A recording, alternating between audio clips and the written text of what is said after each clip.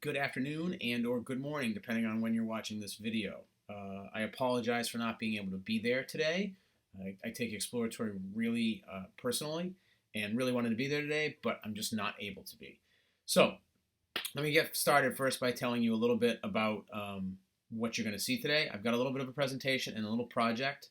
I'm hoping that you'll be able to work through this. It's just going to be pencil and paper, not a big deal, but you're going to leave it with the substitutes that I can take a look at it, and that's going to help me grade you for exploratory. Couple of things: make sure that you put your cell phones away. All right. I don't want to see them. The substitute doesn't want to see them, so those need to be away. We'll go over that in a second in the presentation. If you need to use the bathroom, just ask. We have a bathroom in our shop. If that one's full, you can go take a right out of our door, and the bathrooms are on the left right there. Okay. If you need to take a drink, please just step outside the door into the shared space, not into the hallway, but into the shared space. Pop your mask off real quick, take a quick drink, and then put your mask back on. All right. There are wipes at the front of the room. If you can grab a wipe and wipe down your mouse, your keyboard, and your desk area, you do not need to wipe down the monitor.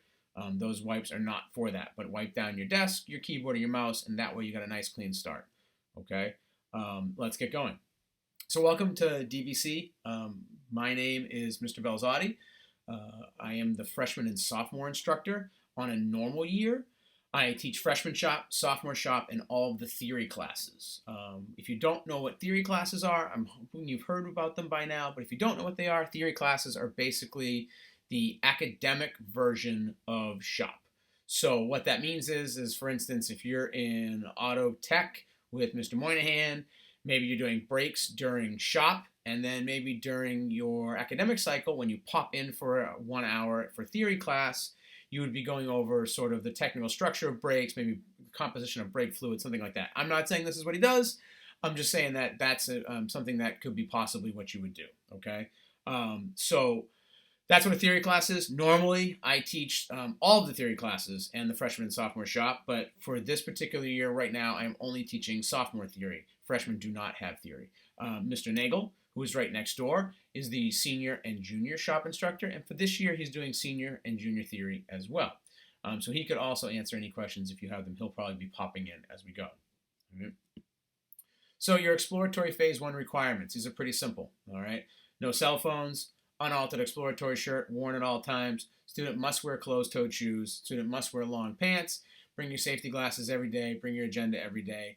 Bring your best behavior. I'm going to have the substitute be checking to make sure that you have your exploratory shirt, you have sneakers on, you have pants on, you have your safety glasses, and your exploratory notebook. Okay? So when you get in, or if you haven't done already, please put those on your desk, and the substitute will check for me to make sure everybody has them and make a note who doesn't.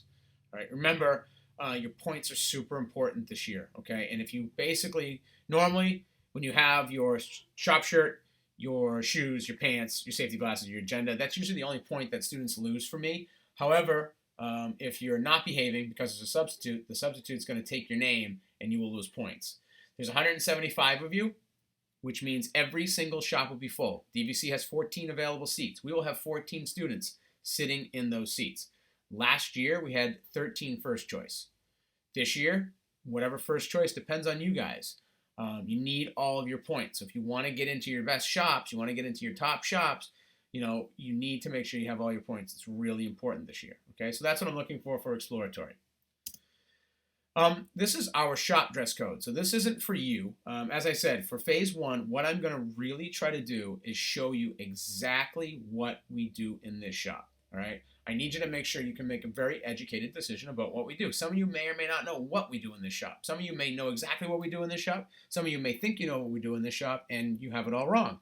And that's because you've never been here. So one of the things that our shop has is our own dress code. All right. And you have to wear the shop shirt on top. All right. Nothing can be worn on top of that because we want to see the top shirt. Then you've got to wear either pants, which is cacos, cargos, jeans, or shorts, khakis, and cargo. The big thing is nothing that's ripped. Nothing that's torn. We can't wear athletic shorts. That's not what we're looking for here. All right. Skirts and dresses are allowed, just nothing that goes above the knee. Shoes, as we said, sneakers, boots, dress shoes. The reason we need shoes, closed-toed shoes, okay? So if you're in this shop with flip-flops or sandals on and you're working with an X-Acto knife cutting a box setup that you need to put together and you drop the X-Acto knife on your flip-flop, your little Miss Piggy is not coming home, okay? Whereas if you're wearing sneakers, you drop it on there, you're protected, all right? Because we do work with X-Acto knives in the shop. So that's why we're looking for sneakers, boots, dress shoes, things like that, okay? On the list of things not allowed, sandals, slippers, flip-flops, slides, headwear, sweatpants, pajama pants, yoga pants, torn clothing. You see the list there. I'm not going to read the whole thing to you. Okay, we're a professional shop. We like to look professional. That's why we do this. All right. All the shops you're going to visit have a dress code based on their field. Our field's a little funky because you could have someone who's a t-shirt designer wearing t-shirts and shorts all day, hat on backwards, and working like crazy, and then you could have someone on the other end wearing a shirt, a tie, and $1,000 shoes. We don't want to go to either end of those, so we go right in the middle. The shop shirt's provided by us. We have a shop fee of $75, so every student pays the $75 shop fee. Most shops you go into, you're going to have something you have to buy, you have the certificate you're going to have to pay for, anything like that. Our fee is $75, and you get the shop shirt, you get your portfolio, you get a sketchbook, you get a flash drive, all the things you're going to need to be successful. Okay. Additional shop shirts can be purchased. And a lot of students will do that. We also have a long sleeve navy t-shirt that students like to use as well. But the idea, again, is that we're a professional shop and we want to put that forward, okay? Dress code violations, any student that doesn't have their dress code properly set up, they get deducted 10 points from their daily grade. Daily grades go in as a project grade at the end of the week, and it's based on behavior, effort, participation, and work. Our cell phone policy, you kind of heard it already, but basically every one of our students comes in a shop and they put their cell phone in the charging station. The charging station is kind of like the designated area for cell phones. What's great about this, for a student anyway, is that you can basically check your phone at that point. And when you check your phone at that point, you can actually walk over, check it, bring it back, and you can end up actually having your phone that you can use for it, okay? And that's, a nice way to be able to have your phone accessed, okay? And if you don't do that, if I find it on you, or if Mr. Nagel finds it on you, we just take it from our students. And I don't even want my own cell phone, so I don't really want to take yours. So if you do put your phone in the charging station, you can at least sneak back there, check it for a second. If there's an emergency, something needs to be called, someone needs to be texted, obviously you can do that. But we're looking for basically cell phones to be out of the way, all right? So what is DVC? It's come to my conclusion that a lot of people don't necessarily know what we do here. So what I want to be able to do is I want to show you this video that explains a little bit about what we do. This first video is all about just what a graphic designer is. All right, I'm going to play this for you. First and foremost, graphic design has to communicate something, but good graphic design makes people's lives better. You have to find a way to make sense of how to make something beautiful, and to me, you're speaking for them. As a graphic designer, concept is the first thing, idea and life. Graphic design is essentially a language for living.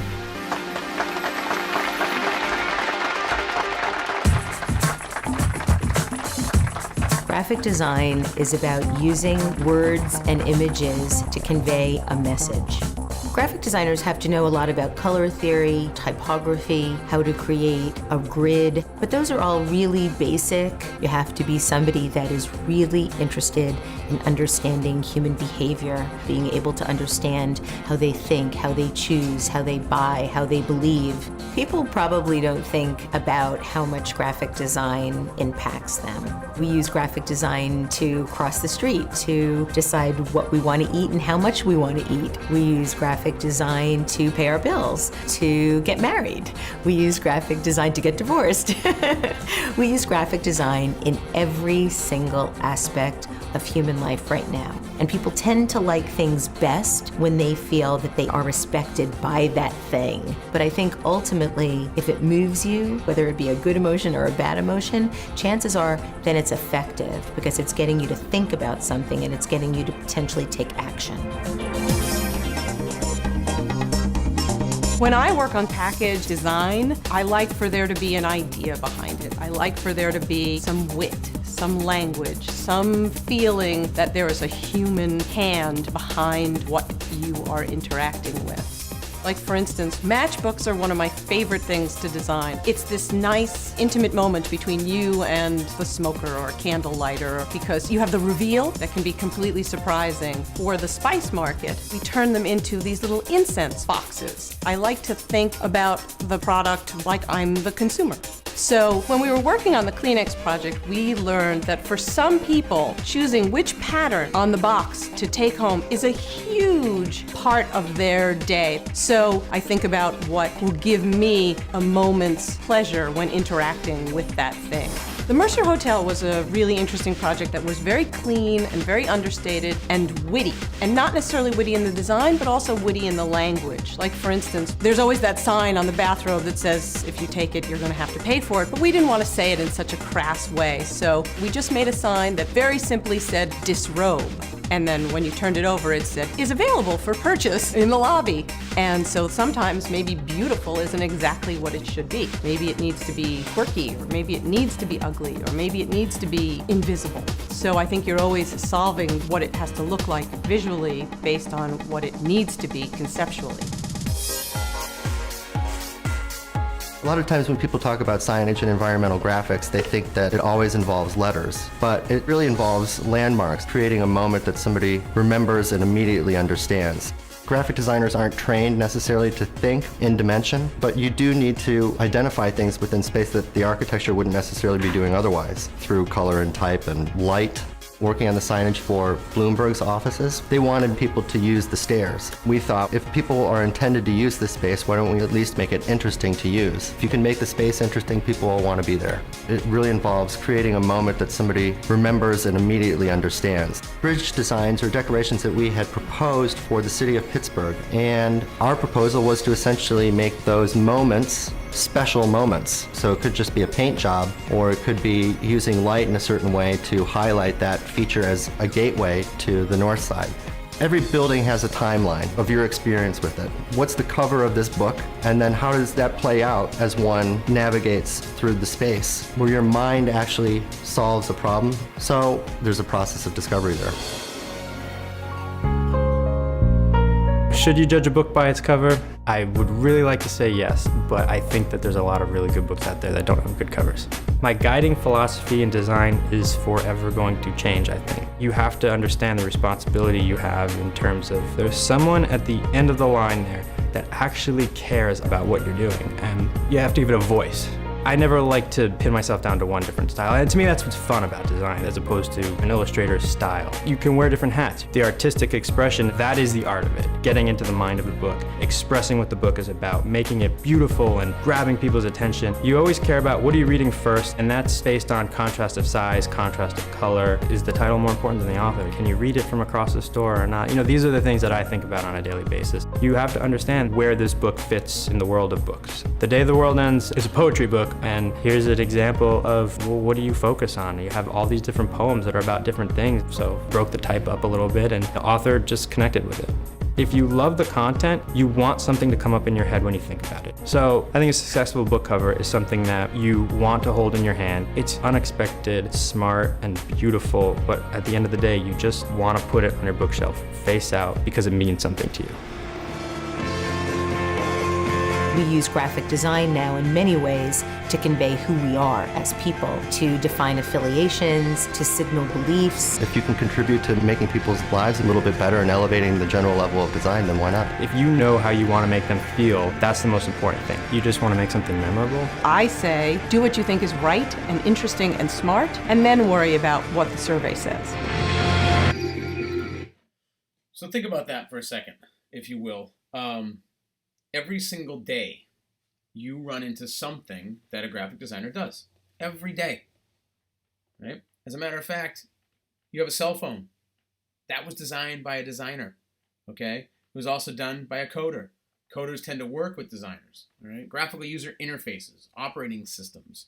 You go to the bank teller machine, right? The ATM. If you do self-checkout at Stop and Shop, all right? Maps that you follow. Road signs that you look at, billboards, truck lettering, all of it's designed by a graphic designer. So that's what designers do. Our world has opened up recently, especially with all this digital stuff and coding, and has gotten less and less, and being able to do things like that, like web design and all of that.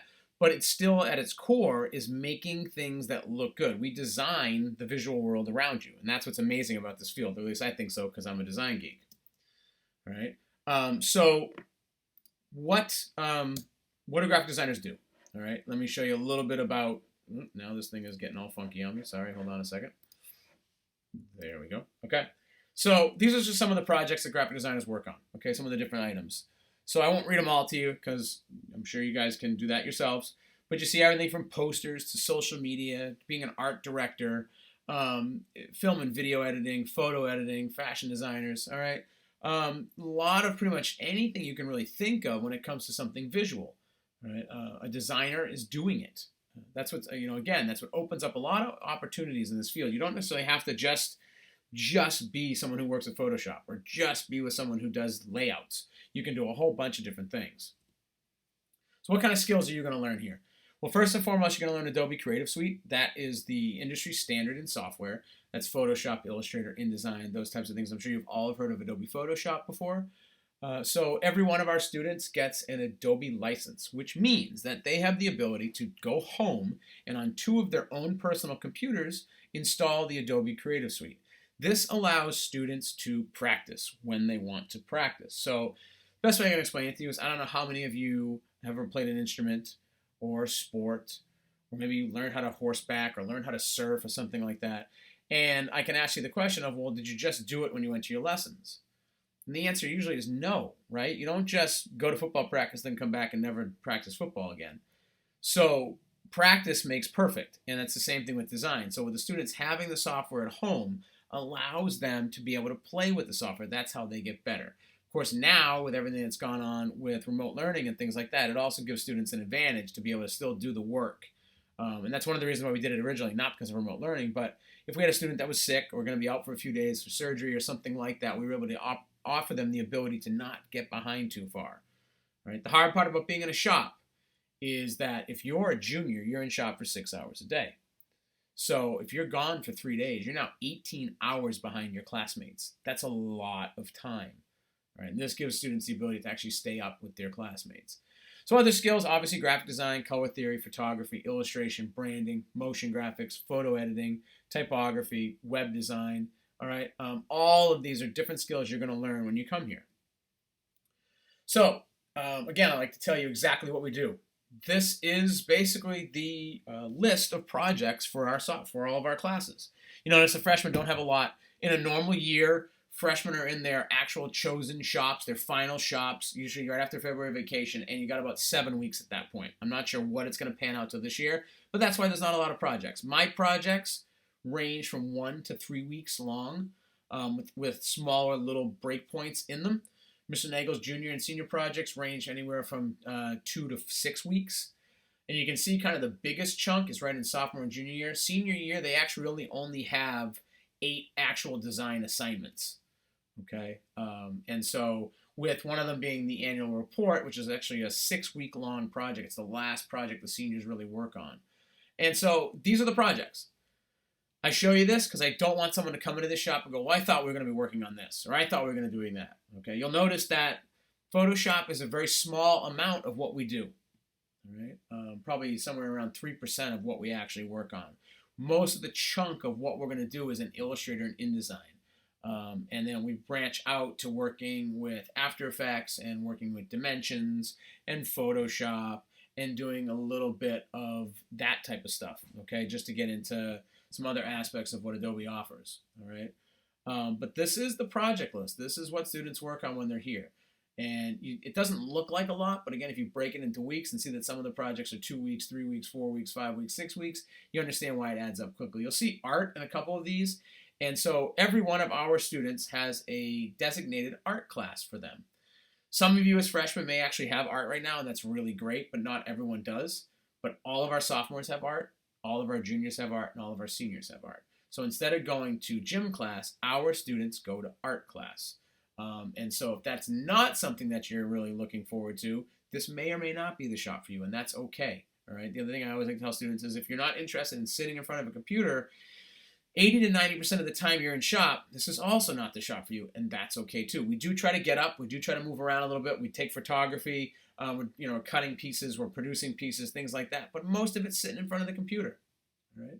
So our sophomores will come in, they'll have periods 1, period 2, and on period 3 they'll go to art. Our juniors and seniors both come in for the first part of the day, and they actually start in our class and then they finish, then they have the rest of the day in shop. We do that because our students need to have a good, solid art background. You do not need to be an artist. If this shop is really interesting you, if you're very excited to come here and really want to come to this shop, but you say to yourself, but I can't draw, I'm not an artist. Well, neither am I, and I teach the class. All right, I have some drawing ability, but I would say my drawing is my weakest side of what I do. So we give students art classes that help them kind of build up those skills, okay? And that's really important that students, understand that they can still work on those types of things and not necessarily consider themselves an artist. So why DVC? All right, this is a quick video we put together, literally about a minute, just as a promo piece. We did this in shop with our students. Graphic design, the process of visual communication through the use of type, image, and space. But how does this affect you? Designers around the world create the logos, fonts you type with, magazines, websites, and even the apps on your phone. Using cutting-edge technology, graphic designers explore shape, color, and contrast to provide the best user experience. In design and visual communications, students get to prepare for a professional environment, work to advance the community, and harness their creativity.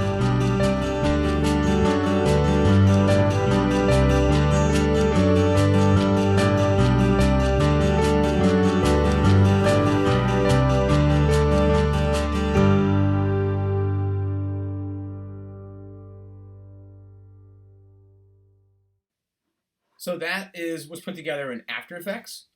All the motion graphics, the video editing, all that stuff was put together in After Effects, and that's a program that we work with. And that's a short little promo. So why would you come here? Why do you want to be part of our shop? Why would you want to join our shop? All right. This is a quote from one of our college admissions directors in the Maine College of Art. I visit the classrooms and students in most of the high schools throughout Massachusetts. I can easily say that the DVC shop at Cape Cod Tech is one of the best. So you're going to hear a little bit now about colleges and jobs. All right? And I want you to understand something. We don't push one or the other. It's your decision. What do you want to do? Do you want to go directly into the field? We can help you do that with your portfolio. Do you want to go to college? We can help you do that with your portfolio. So to start off with, the types of jobs that our students have done as they've graduated from us and directly gone into the field or gone to college and then moved on. So you can see everything from graphic designer, set designer, fashion designer, multimedia artist. I actually have 2 students that are now in interior design, which is not something I ever thought of. And interior design is basically looking at a room and designing how it's overall going to function. There was an interior designer for this building. Art directors are kind of in charge of a bunch of designers. UI and UX, that's actually application design. Social media designing, typesetting, you can see all those. Okay, so these are different types of jobs that our students are currently now doing. Okay, and we have a couple of students that have gone straight into the field, and a lot of our students go into college. So making money. I would assume that this is probably really, really important to you. If I was coming to this school, the first thing I want to know is the field that I'm going into, are there jobs available, and can I make money to make a living? So this is a very small sampling. This is basically using the term graphic designer for jobs in Boston with a search radius of 25 miles. So 25 miles around the city. This is used from Indeed.com. I just searched in graphic designer. All right, and this is what I got. There were 53,176 job openings. So almost 54,000 jobs available. Out of those jobs, the average salary was $68,476 a year. So, as I like to joke, you would not be buying yachts and private jets, but you'd be making a pretty good living to start. All right. Out of those jobs, 970 of them are web design openings for $3,100 a month, just a shade under that number. All right. Graphic design intern, that's when you're starting at the base. You start off as an intern, you move into a full-time designer, then you become an art director. Art directors are making 6 figures, generally speaking. Freelance designer, which on top of being a teacher, I'm a freelance designer. You see the average salary is about $26 an hour. I can tell you I charge anywhere between $50 and $100 an hour, depending on the job that I'm working on. The awesome part about being a freelance designer is you choose your jobs. You can choose when you do your job. So I can be working in my pajamas watching a football game, The tough part about being a freelance designer is no one is bringing you work. You have to go and get it, so you got to hustle. And if someone's really successful as a freelance designer, they are hustling. Digital designer, that's dealing with all the digital content that's out there right now, from web design to app design to working on different pieces that are going straight into digital. So like a magazine that's only going on the iPad, stuff like that.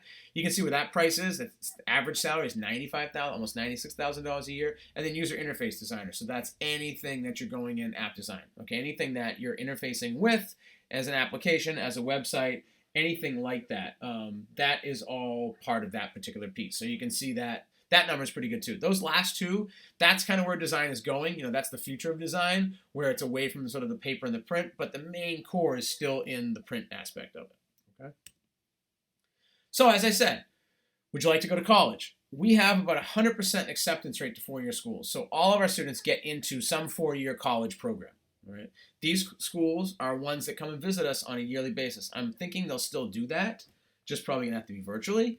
But we also have students at every one of these schools, or have had students at every one of these schools, other than Rhode Island School of Design. Rhode Island School of Design is kind of like the Harvard of design schools. We've come close, and we've worked there. But you know what? At $70,000 a year, that's kind of a lot of money. So some of these other schools really work with our students in terms of financing, which is really great. Okay, so a lot of different varying degrees students have gone into. So the skills you'll need. So what you're going to need for this particular piece is that looking at these skills, you'll realize that basically drawing and an interest in design are probably the only two that are specific to graphic design, or DVC. The others, communication, social skills, writing, deadline-oriented, computer skills, problem solving, a willing to learn, and creativity, are all skills that you're going to need in every shop and every job in this building. You need a willingness to learn no matter what you do. You need to be able to problem solve. You're going to have some computer skills. Yes, I know some of you are saying, well, my job doesn't. Listen, you might have to invoice somebody, and that takes a computer. All right, so there might be a small amount of computer skills, but you're going to have to be able to have a computer skills. Okay, creativity, being deadline, all of these super important to every job. All right, and communication is key. It's key. We are design and visual communication. So if you're expecting that you're going to come in, sit down, stare at the computer all day, and not actually communicate with anyone around you, that is just not the case. We're not only talking to each other, we're talking to clients, we're talking to people who bring jobs into us, we're doing all of that. So communication, really, really key. All right. So who are we looking for? All right. What does a DVC student look like? We want students who like to do this. I know that seems obvious, okay? Our students really enjoy design. Do you like playing video games? Do you like listening to music? Our students like design. Do you like to doodle? Do you draw when you're bored? This shop may be the place for you. We can help you take your drawings and turn them into digital art and design. This is the most important part of this, and I want you to understand it. If you want to go into the workforce, we will help you get there. If you want to continue your education, we will help you get there, okay? We're looking for students who really want to do this, because this is not easy, all right? We have a lot of fun. We play music. We're creative. We're doing all kinds of really cool jobs, but it's hard work, and you've got to really want to be able to do it, all right? If you don't, it's going to be much harder, and you're just not going to enjoy yourself, all right? And we want you to be able to enjoy yourself. So what I want to show you now is just some alumni work, and I'm going to pop out of here real quick. So these are just some of our recent alumni. The first I'll show you is Ariana Herlihy. And so Ariana actually left school. She graduated. She went to college for a year and just decided it wasn't for her. And now she's currently working as a graphic designer. So you can see some of her work here. All of our students are not only going to end up with physical portfolios, but we also set up a digital portfolio through Behance that allows students to showcase their work all over the place. So a couple of pieces, a poster piece here. This is some of her work that she's done for different clients. Right, I'll just kind of scroll through this so you can see kind of the really cool stuff that she's working on.